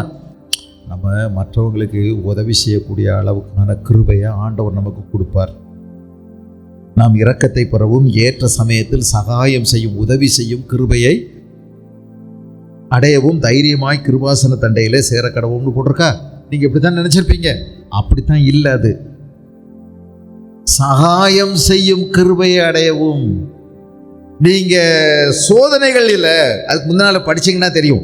நம்முடைய பலவீனங்களை குறித்து பரிதபிக்க கூடாத பிரதான ஆசாரியர் நமக்கிறாமல் எல்லா விதத்திலும் நம்மை போல் சோதிக்கப்பட்டு பாவமில்லாதவராயிருக்கிற பிரதான ஆசாரியரே நமக்கு இருக்கிறார். உங்களை போல இயேசு எல்லா விதத்திலையும் சோதிக்கப்பட்டார். இயேசுவுக்கும் காதலிக்கிற சந்தர்ப்பம் வந்துச்சு, உண்மை அதுதான். ஆனா இயேசு காதலிக்கல. நீங்க என்ன நினைப்பீங்க? என் இடத்துல இயேசு இருந்து பார்த்தா தான் தெரியும். அந்த பிள்ளை போயாம SMS அனுப்பிட்டே இருக்கிறா, I love you, I love you, I love you, I love you, sweet dream. என்னங்க பதிலே சொல்ல மாட்டேங்கிறீங்க? I want to talk to you. ஐயோ இப்படி சொல்லிட்டே இருக்கிறார். எல்லாரையும் விட உன்னை தான் நான் இந்த உலகத்தில் அதிகமாக நேசிக்கிறேன்னு சொல்லி நான் என்ன தான் பண்ணுறது? நான் படுற பாடு இயேசுவுக்கு தெரியுமா? இயேசு என் இடத்துல இருந்து பார்த்தா தான் தெரியும். அதனால தான் கடைசியில் நான் என்ன பண்ணுறதுன்னு நானும் ஐ லவ் யூ அனுப்பிட்டேன். இப்போ சிக்கிட்டேன். இப்போ விடவே முடியும். இயேசு இருந்தாலும் இதை தான் செஞ்சிருப்பார் நீ நினைப்ப. இயேசு காதலிக்க அவருக்கும் சோதனை வந்தது. அதான் நான் பொய் சொல்லலை. திருடுறதுக்கு அவருக்கும் வாய்ப்பு வந்துச்சு, பொய் சொல்றதுக்கு அவருக்கும் வாய்ப்பு வந்துச்சு. அதான் உண்மை. அவர் எல்லா விதத்திலும் எழுதியிருக்குது, எல்லா விதத்திலும் நம்மை போல சோதிக்கப்பட்டும். அப்ப தவறா சம்பாதிக்கிறதுக்கு அவருக்கும் சந்தர்ப்பம் வந்துச்சு, சாராயம் குடிக்க அவருக்கும் தான் சந்தர்ப்பம் வந்துச்சு. அவரையும் தான் கூப்பிடுறாங்க, வாங்க நம்ம பண்டிகைக்கு போய் கொண்டாடிட்டு வரலாம், we will celebrate, நம்ம நல்லா போய் கொண்டாடலாம், நல்ல ஜாலியாக சந்தோஷமாக. அதுக்கு இயேசுநாதர் சொல்கிறாரு, உங்களுக்கு எப்போ வேணாலும் நேரம் இருக்கும், எனக்கு நேரம் இப்போ இல்லை அப்படின்ட்டார். எனக்கு இப்போ நேரம் இல்லை. விடுங்கடா, இவன் எதுக்குமே லாய்ப்பட மாட்டான், இவனுக்கு ஊரும் தெரியாது உலகம் தெரியாது, இவனுக்கு உலகம் தெரியாது, இவன் விடு, இவன் இருந்தாலே நமக்கு சங்கடம், ஜாலியாக இருக்க விட மாட்டான், பேசாமல் இவனை விட்டுட்டு போயிடலாம் அப்படின்னு விட்டுட்டு போயிட்டாங்க. ஆனால் இயேசு கிறிஸ்து அந்த பண்டிகைக்கு கடைசி நாளில் போகிறார். அப்போ பொய் சொல்லிட்டாரா? பொய் சொல்லலை. இப்போ எனக்கு நேரம் இல்லைன்னாரு. இப்போ நேரம் இல்லைன்னா அப்போ அப்புறம் நேரம் கிடைக்கும்னு தான் அர்த்தம். அதில் போயிட்டாரு. அந்த கடைசி நாளில் எல்லாரும் நிற்கும் போது நல்லா செலிப்ரேட் பண்ணிகிட்டு இருக்காங்க. ஆட்டம் பாட்டம் கோலாட்டம் கும்பாட்டம் எல்லா ஆட்டமும் ஆடிட்டு இருக்கும்போது ஒருவன் தாகமாக இருந்தால் அவன் என்னிடத்தில் வரக்கடவன். அவர் எழும்பி நின்று அந்த கூட்டத்தில் போட்ட சத்தம் இருக்குதே, அது என்ன சத்தம்னு தெரியல, பெரிய பெரிய ஒரு கர்ச்சனை. அது எல்லாரும் கேட்டாங்க. என்னை விசுவாசிக்கிறவனுடைய உள்ளத்திலிருந்து ஜீவ தண்ணீர் உள்ள நதிகள் புறப்பட்டு ஓடும்னு சொன்னார். குடிச்சு வெறிச்சு கும்மாள அடிச்சு கூத்தடிச்சுக்கிட்டு கிடக்கிறவங்க மத்தியில் இயேசு பேசின வார்த்தை. எல்லா விதத்திலும் அவர் சோதிக்கப்பட்டார். ஆனா அவர் பாவம் இல்லாதவராயிருந்தார். பாருங்க, அப்படிப்பட்ட ஒரு பிரதான ஆசாரியர் இன்னைக்கு நீ சோதிக்கப்படும் போது உனக்காக பரிதபிக்கிறார். அவருக்கு நல்லா புரியுது. உங்க அப்பா அம்மா உன் காதலை பற்றி புரிஞ்சுக்கிட்டாங்களோ இல்லையோ தெரியாது, உன் சூழ்நிலையெல்லாம் உங்க அப்பா அம்மா புரிஞ்சுக்கிட்டாங்களா இல்லையான்னு தெரியல, இயேசு புரிஞ்சுக்கிறாரு. அதனால என்ன செய்ய, ரகசியத்தை யார்கிட்ட சொல்லு, இயேசுகிட்ட சொல்லு. ஆண்டவரே, இந்த மாதிரி ஒரு பிள்ளை சும்மா ஓயாம சைட் அடிச்சுக்கிட்டே இருக்கிறார், இந்த பையன் என்ன சும்மா சுத்திக்கிட்டே வர்றான், நான் வேண்டாம் வேண்டான்னு சொன்னாலும் நான் நிற்கிற இடத்துலலாம் வந்து உரசிட்டு போறேன். சொல்லு, உள்ளதை சொல்லு.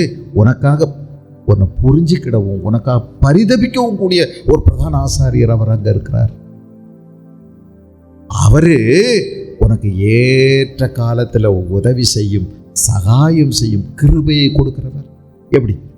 உனக்கு அந்த நேரத்துக்கு உனக்கு அதிலிருந்து தப்பிப்பதற்கான பலனையும் ஆலோசனையும் வழிநடத்துதலையும் உனக்கு கொடுக்க அவரால் முடியும்.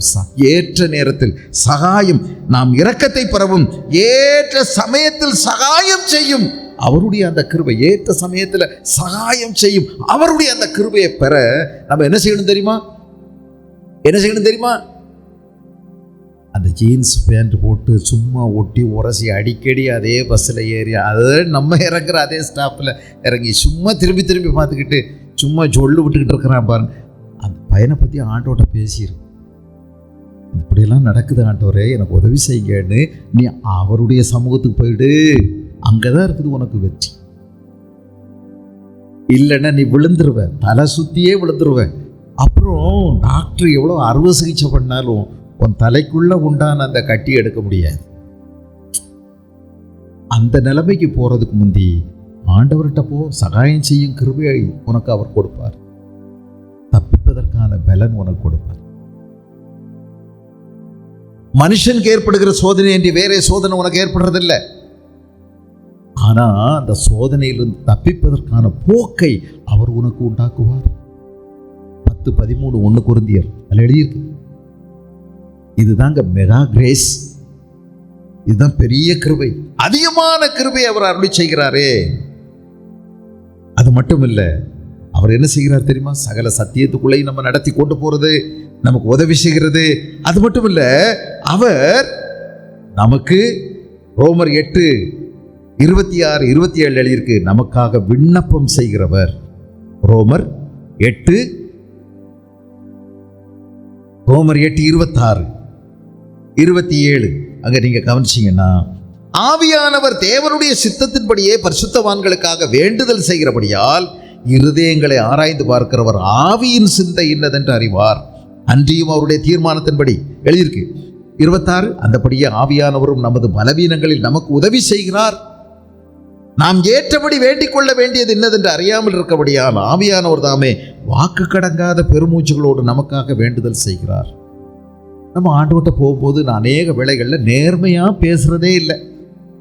ஆண்டவரே, நான் உங்களை விசுவாசிக்கிறேன் ஆண்டவரே, உங்களை நேசிக்கிறேன் ஆண்டவரே, எனக்கு உதவி செய்யுங்க ஆண்டவரே, எனக்கு அப்படின்னா நிறைய உள்ளுக்குள்ள ரகசியங்களை வச்சுக்கிட்டு, அசுத்தத்தை வச்சுக்கிட்டு இதெல்லாம் நம்ம சொல்லும்போது பாருங்கள், நம்ம வேண்டுதல் செய்ததில் நேர்மையே இருக்கிறதில்ல. நிறைய நேரங்கள் நம்ம ஒருத்தர் சண்டையை போட்டு நம்ம அங்கே போய் ஆண்டவரே, அவங்க இப்படி பேசினால தான் ஆண்டவரே நான் கோவப்பட்டேன் ஆண்டவரே, உங்களுக்கு தெரியும் ஆண்டவரே, எல்லாமே உங்களுக்கு தெரியும் ஆண்டவரே, நான் நியாயமாக தான் கோவப்பட்டேன் ஆண்டவரே, அவங்க கோவப்பட்டதுனால தான் ஆண்டவரே நான் கோவப்பட்டேன் ஆண்டவரே, ஆண்டவரே ஆண்டவரே அவங்கள மன்னிச்சிருங்க ஆண்டவரே, இவர் ரொம்ப நீதியானவர். இதெல்லாம் நீ பேசும்போது உன் பக்கத்தில் இருந்த ஆவியானவர் என்ன சொல்கிறார் தெரியுமா? என்ன சொல்கிறாரு தெரியுமா? நேர்மாறா உனக்காக அவர் ஜெபம் பண்ணுறார். இவன் சொல்கிறதெல்லாம் பொய்யா சொல்கிறான், ஏசுராஜா இவனை மன்னிச்சிருங்க, இவன் அம்புட்டும் உருட்டு மிரட்டு சும்மா பெரட்டு பொய் பித்தலாடு, ஆனாலும் இவனை மன்னிச்சு இவனை உணர்த்துங்க, மன்னிங்க. அவர் பக்கத்தில் உட்கார்ந்து உனக்காக வேண்டுதல் செய்கிறார். நம்ம எத்தனை ஜபத்துக்குள்ளே நம்மளை மறைச்சி ஒழிச்சு என்னவெல்லாம் பண்ணிட்டு வர்றோம், ஆனால் நம்முடைய பலகீனங்களுக்காக அவர் வேண்டுதல் செய்ய. இது ஒரு மெகா கிரேஸ் இல்லையா? உன் பரிசுத்தத்துக்காக, உன் முன்னேற்றத்துக்காக உனக்கு ஊழியம் செய்கிற ஒரு ஆவியானவர். ஊழியக்காரருக்கு தெரியுமோ தெரியாதோ, உனக்காக வேற யாராவது ஜெபம் பண்ணுறாங்களோ இல்லையோ, எனக்காக யாருமே ஜெபம் பண்ணுறதில்லை, ஒருத்தருமே என் மேலே அக்கறை இல்லை அப்படின்னு நீ ஒன்றும் ஆதங்கப்பட வேண்டிய அவசியமே இல்லை. உனக்காக ஆதங்கத்தோட வேதனைப்பட்டு ஜெபம் பண்ணுகிற பரிசுத்த ஆவியானவர் இருக்கிறார். உன் வேண்டுதல் கேட்கப்படுதோ இல்லையா, அவருடைய வேண்டுதல் கேட்கப்படுகிறது. ஆகவே தான் நீயும் நானும் இன்னைக்கும் படைச்சிருக்கிறோம். இல்லைன்னா நம்ம பண்ற அட்டூழியத்துக்கு ஆண்டவர் என்றைக்கும் நம்மளை கொன்று போட்டிருப்பாரு. எனக்காக ஒரு வக்கீல் ஒருத்தர் வக்கலாத்து வாங்குறாரு, வாதாடுற. எனக்காக இயேசுவும் பிதாவினிடத்துல வாதாடுறாரு, பரிசுத்த ஆவியானவரும் வாதாடுறாரு. என் கூட இருக்கிற பரிசுத்த ஆவியானவர் என் பலவீனங்கள்ல நான் எப்படி ஜெபம் பண்ணணும்னு தெரியாமலாம் உளரும் போது அவர் எனக்காக ஜெபம். இது ஒரு மெகா கிரேஸ், இது ஒரு பெரிய கிருபை இல்லையா? ஆண்டவர் நமக்கு அருளி செய்கிற கிருபை. அது மட்டுமா, நீங்க கலாத்தியர்களது நிருபம் 5ஆம் அதிகாரத்தில் எழுதியிருக்குது. கலாத்தியர் 5 நிறைய மாம்சத்தின் கிரியைகள் நிறைய எழுதியிருக்கு. அது நடுவில் மாம்சத்தின் கிரியைகளுக்கு அடுத்த எழுதியிருக்குது 17ஆவது வசனம் 5:17. மாமிசம் ஆவிக்கு விரோதமாகவும் ஆவி மாம்சத்துக்கு விரோதமாகவும் இச்சிக்கிறது, நீங்கள் செய்ய வேண்டும் என்று இருக்கிறவைகளை செய்யாதபடிக்கு. பரிசுத்தமாக வாழணும்னு நீங்க நினைக்கிறீங்க, அப்படி வாழ முடியாதபடிக்கு இவைகள் ஒன்றுக்கொன்று விரோதமாக இருக்கிறது. ஆனால் ஆவியினால் நடத்தப்படுவீர்களானால் நீங்கள் நியாயப்பிரமாணத்துக்கு கீழ்ப்பட்டவர்கள் அல்ல. மாம்சத்தின் கிரியைகள் வெளியரங்கமாக இருக்கிறது, எல்லாருக்கும் வெளிப்படையா தெரிஞ்சதுதான். மாம்சத்தின் செயல்கள் மனுஷன் எப்படிப்பட்டவன்னு எல்லாருக்கும் தெரியும். எப்படிப்பட்டவே? விபச்சாரம், வேசித்தனம், அசுத்தம், காம விகாரம், விக்கிரகாராதனை, வில்லி சூனியம், பகைகள், விரோதங்கள், வைராக்கியங்கள், கோபங்கள், சண்டைகள், பிரிவினைகள், மார்க்க பேதங்கள். உடனே நீங்க நினைப்பீங்க இதெல்லாம் என்கிட்ட இல்லை, வெளியில இருக்கிறவங்க, வீதியில் நடக்கிறவங்க, மற்ற மதத்தை நம்பி இருக்கிறோம், மற்ற சாமிகளை கும்பிட்றவங்க தான் எப்படி இருக்காங்கன்னு. ஆனா எல்லாம் எங்க இருக்கு? ஹலோ, எங்க இருக்கு? நமக்குள்ளதான், எனக்குள்ளதான் இருக்குது. எல்லாம் என்கிட்ட இருக்குது. இந்த பழைய சரக்குகள் எல்லாம் கட்டி கட்டி கட்டி கட்டி நான் இப்பவும் அப்படியே வச்சிருக்கிறேன். வாடை கவிச்சு அடிக்குது, ஆனாலும் விடுறதில்லை. யாராவது வரும்போது என்ன ஒரு மாய் வாடை அடிக்குதுன்னு கேட்கத்தான் செய்கிறாங்க. அது ஒன்றும் இல்லை. பக்கத்தில் ஒரு கருவாட்டு லாரி இப்போ தான் போச்சு, என்னமோ அதனால தான் வாடையாக இருக்குமோ என்னமோ. இந்த நம்ம முனிசிபாலிட்டி எல்லாம் குப்பையை அள்ளிட்டு போச்சு, அதுதான் வாடையாக இருக்குமோ என்னமோ, ஒரு மாதிரி வீசுதில்லை அப்படின்னு சொல்லிவிட்டு இங்கே வச்சிருக்கிறது அம்புட்டு சரக்கையும் விடுறதே இல்லை, தூக்கி எறிகிறது இல்லை. இருக்குதா இல்லையா நம்மக்கிட்ட? ஆனால் இதையெல்லாம் மாற்றி கொடுக்குறேங்கிறார் பாருங்க. இந்த சரக்குகளெல்லாம் அள்ளி வெளியே எறிஞ்சிட்டு உனக்கு என்ன கொடுக்குறேங்கிறாரு? ஆவியின் கனியோ, அன்பு, சந்தோஷம். ஆவியின் கனி இது. இதங்க மெகா கிரேஸ். அவர் அதிகமான கிருபையை அருளி செய்கிறாரே. இந்த அதிகமான கிருபைனா என்ன? இந்த வாரம் முழுவதும் அதான் யோசித்தேன். அதிகமான கிருபையை அருளி செய்கிறாரே. என்ன கிருபை அது? அன்பு, சந்தோஷம், சமாதானம், நீடிய பொறுமை, தயவு, நற்குணம், விசுவாசம். நம்ம வீடு எவ்வளவு அழகா அலங்கரிக்கப்பட்டிருக்கும். சாந்தம், இச்சை அடக்கம். இப்படிப்பட்டவர்களுக்கு விரோதமான பிரமாணம் ஒன்றுமில்லை. யாரும் இதை எதிர்க்க முடியாதுங்க. வரங்களை எல்லாம் பிசாசு டூப்ளிகேட் பண்ணலாம், பேயால டூப்ளிகேட் பண்ண முடியும். ஆனா கனிகள் இதை வச்சுதான் நீங்க தெரிஞ்சுக்கிடுவீங்கன்னு யோசிச்சு. ஒரு மரம் நல்லதா கெட்டதான்னு எப்படி தெரிவிங்க? கனியை வச்சு தெரிஞ்சுக்கிடுவீங்க. கனிகளை டூப்ளிகேட் பண்ண முடியாது. பண்ணுனா துல்லியமா தெரியும். பலாமரத்தில் போய் தக்காளி பழத்தை கட்டி வச்சா யாராவது நம்புவாங்களா அங்கே தக்காளி பழம் முளைக்குதுன்னு? தென்னை மரத்தில் பனங்காயை கட்டி வச்சா நம்புவோமா? இது டூப்ளிகேட் பண்ண முடியாது. இதுக்கு விரோதமானது ஒன்றும் இல்லை. நம்ம வெளிப்படையா இப்படி காமிச்சோம்னா யாரும் எதிர்க்க முடியாது. யாரும் எதிர்க்க முடியும். நம்முடைய வாழ்க்கை ஒரு பெரிய நிரூபணமா தெரியும். நீங்கள் ஒருவரில் ஒருவர் அன்புள்ளவர்களாக இருந்தால் நீங்கள் என்னுடைய சீஷர்கள் என்று எல்லாரும் அறிந்து கொள்வார்கள் என்று இயேசு சொன்னார். பரிசுத்த ஆவியானவர் நமக்கு அதிகமான கிருபை அருளி செய்கிறார். நம்ம மேல வைராக்கிய வாஞ்சியா இருக்கக்கூடிய பரிசுத்த ஆவியானவர் அதிகமான கிருபையை நமக்கு அருளி செய்கிறாரே.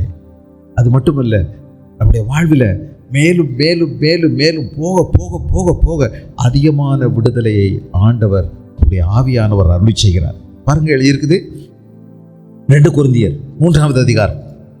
2 கொரிந்தியர் 3ஆம் அதிகாரத்தில் 16வது வசனம். அவர்கள் கர்த்தரிடத்தில் மனம் திரும்பும் போது அந்த முக்காடி எடுபட்டு போகும். கர்த்தரே ஆவியானவர். கர்த்தருடைய ஆவி எங்கேயோ அங்கே விடுதலையும் உண்டு. அங்கே விடுதலையும் உண்டு. கர்த்தரே ஆவியானவர். கர்த்தருடைய ஆவி எங்கேயோ அங்கே விடுதலை உண்டு.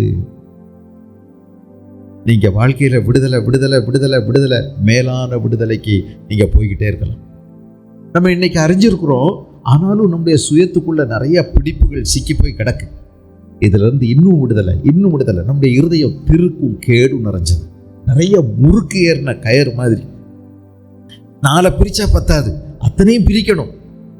ஒவ்வொன்றா பிரிச்சு பிரிச்சு பிரிச்சு நமக்குள்ள நல்ல விடுதலையை கொடுக்கக்கூடியவர் கர்த்தருடைய ஆவியார். கர்த்தருடைய ஆவியார் அவர் எங்கே உண்டோ அங்கே விடுதலையாகும்.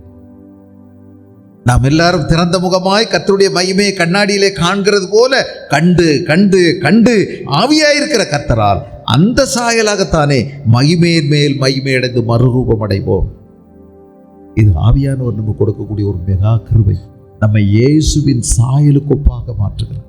நம்ம அவரை கண்டு கண்டு நமக்கு அவரை காமிச்சு காமிச்சு நம்முடைய மணவாளனாகிய ஆத்ம மணவாளனாகிய இயேசுவை பற்றி நமக்கு போதிச்சு போதிச்சு போதிச்சு சொல்லி கொடுத்து அவரை நமக்கு காமிச்சு காமிச்சு அவரை போல நம்மளை மாற்றார். நாம் மகிமையின் மேல் மகிமை அடைந்து மறுரூபம் அடைகிறோம். இது ஆவியானவர் நமக்கு கொடுக்கக்கூடிய பெரிய கிருபை அல்லவா? நிறைய கிருபை. தேவனுடைய வார்த்தையை நமக்கு அழகா விளக்கி கொடுக்கிறார். தேவனுடைய வசனத்தை வாசிக்கும் போது எழுதியிருப்பாருங்க, தேவ வாக்கியங்கள் எல்லாம் தேவனுடைய ஆவியினால் அருளப்பட்டிருக்கிறது இல்லையா? வேத வாக்கியங்கள் எல்லாம் தேவ ஆவியினால் அருளப்பட்டிருக்கிறது. 2 தீமோத்தேயு 3ஆம் அதிகாரம் 16-17 வேத வாக்கியங்கள் எல்லாம் தேவ ஆவியினால் அருளப்பட்டிருக்கிறது. ஆவியானவர் கொடுக்கிற மெகா கிருபையை பாருங்க. தேவனுடைய மனுஷன் தேறினவனாகவும் எந்த நற்கிரியையும் செய்ய தகுதி உள்ளவனாகவும் இருக்கும்படியாக அவைகள் உபதேசத்துக்கு, கடிந்து கொள்ளுதலுக்கு, சீர்திருத்தலுக்கு, நீதியை படிப்பித்தலுக்கு பிரயோஜனம் உள்ளவைகளாக இருக்கிறது. வேத வசனங்களை நமக்கு கற்றுக் கொடுக்கிறார். வேத வசனம் தேவனுடைய மனது ஆழமானது. அந்த ஆழமான தேவ ரகசியங்களை கர்த்தர் நமக்கு அழகா நம்முடைய ஆவியானவரை கொண்டு விளங்கும்படி செய்யும், விளக்கி கொடுக்கிறார். நம்ம எதுக்கு? நம்ம தேர்ச்சி அடைவதற்கு. தேர்ச்சி, அது பிறகு தகுதி அடையணும். தகுதி அடையணும். பல பரீட்சைகளில் தான் நமக்கு தேர்ச்சி கண்டுபிடிக்கிறாங்க, தேர்ச்சி வைக்கிறாங்க. படிக்கிறோம், அப்புறம் ஒரு தேர்வு எழுதணும். தேர்வு எழுதின பிறகு நம்முடைய தகுதி வெளிப்படுத்தப்படுகிறது. இவங்க ஃபஸ்ட் கிளாஸில் பாஸ் பண்ணியிருக்காங்க, இவங்க பிஏ பாஸ் பண்ணிட்டாங்க. 3 வருஷத்துக்கு பிறகு நமக்கு ஒரு பட்டமளிப்பு விழா வைக்கிறாங்க. பல பரீட்சைகள் எழுதுறோம், தேர்ச்சி, அது பிறகு தகுதி. இங்க அப்படிதான் எழுதியிருக்குது. வேத வாக்கியங்கள் எல்லாம் தேவாவினால் அருளப்பட்டிருக்கிறது. தேவனுடைய மனுஷன் தேறினவனாகவும் எந்த நற்கிரியும் செய்ய தகுதி உள்ளவனாகவும் இருக்கும்படியாக. தகுதி, தேர்ச்சி, தகுதி. இது நம்மை உபதேசிக்கிறது, நம்மை கடிந்து கொள்ளுகிறது, நமக்கு சீர்திருத்தல் செய்கிறது, நீதியை படிப்பிக்கிறது. இதெல்லாம் தேவனுடைய ஆவியானவர் கொடுக்கிற மெகா கிரேஸ். நிறைய தான் வச்சிருக்கிறேன், ஆனால் கடைசியாக ஒன்று சொல்லிடுறேன். சதான் நான் சொல்லாமல் இருக்க முடியாது. தேவாவியானவர் கொடுக்கக்கூடிய ஒரு மெகா கிரேஸ், பெரிய கிருபை, அதிகமான கிருபை. அதில் ஒன்று என்ன தெரியுமா? அப்போஸ்தலர் 4ஆம் அதிகாரம். அப்போஸ்தலர் 4ஆம் அதிகாரம். தேவாவியானவர் என்ன செய்தார் என்று பார்த்தீர்கள் என்றால் 32வது வசனம். 32. விசுவாசிகளாகிய திரளான கூட்டத்தார் ஒரே இருதயமும் ஒரே மனமும் உள்ளவர்களாயிருந்தார்கள். ஒருவனாகிலும் தனக்குள்ளவைகளில் ஒன்றையும் தன்னுடையது என்று சொல்லவில்லை. சகலமும் அவர்களுக்கு பொதுவாயிருந்தது. கவனிச்சிங்களா? அங்க என்ன இருந்தது? என்ன இருந்ததுங்க? ஐக்கியம் இருந்தது. தேவாவியானவர் நம்ம கொடுக்குற ஒரு பெரிய கிருபை என்ன தெரியுமா? என்ன கிருபை? நம்ம வெவ்வேறான ஆட்களாக இருந்தாலும், வெவ்வேறு ஊரில், வெவ்வேறு விதங்களில், வெவ்வேறு பெற்றோருக்கு நாம் பிறந்து வளர்த்து முறையில் வளர்க்கப்பட்டாலும், ஒரு சபைக்குள்ளே வரும்போது நம்ம வித்தியாசமானவங்க தான்.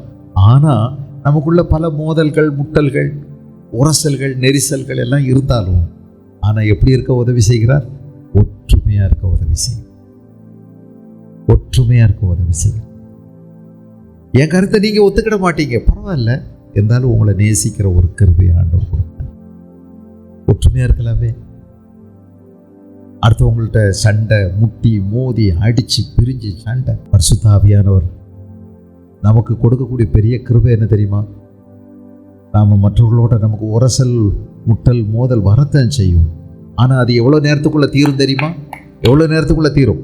ஒன்று ஆவியானவர் நடத்துவார் என்றால் சூரியன் அஸ்தமிக்கிறதுக்கு முன்னாடியே முடிச்சுக்கிடுவார்.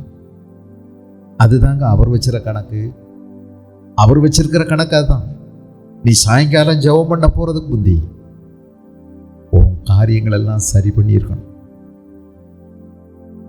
இப்படி செய்யலைன்னா, நீ கர்த்தருடைய ஆவியானவர் கொடுக்குற நேரத்துக்குள்ள கட்டுப்பட்டு ஓடலைன்னா, நீ பெற்றுக்கொண்ட அபிஷேகம் என்று நீ சொல்லி ஒன்றை நீ மெச்சிக்கிறதுல நிறைய தகராறு இருக்குன்னு அர்த்தம். நல்லா அனுபவிச்சுக்கிடுங்க.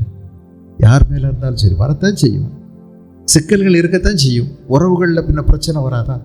வரத்தான் செய்யும். ஒருத்தருக்கு ஒருத்தர் நமக்கு பிடிக்காத விஷயமெல்லாம் நடக்கத்தான் செய்யும். ஆனால் இதை நீங்கள் நாள் கணக்காக கொண்டு போகிறீங்கன்னா, உங்களுக்குள்ள உலகத்தனம் இருக்கிறது, உலகத்தின் ஆவி உங்களுக்குள்ள செயல்படுகிறது. நீங்கள் பரிசுத்த ஆவியானவரை ஒதுக்கி வச்சுட்டு நீங்கள் வேலை செய்கிறீங்க. அவர் ஒரு ஓரத்தில் உட்கார்ந்து ரொம்ப கண்ணீரோடு உங்களுக்காக வேண்டுதல் செய்து கொண்டே இருக்கிறார். அவர் வேற என்னதான் செய்யறது? அவர் உங்களுக்காக பெருமூச்சு விடுகிறார். உங்களுக்காக பெருமூச்சு விடு. அவர் அழுது கொண்டே இருக்கிறார்.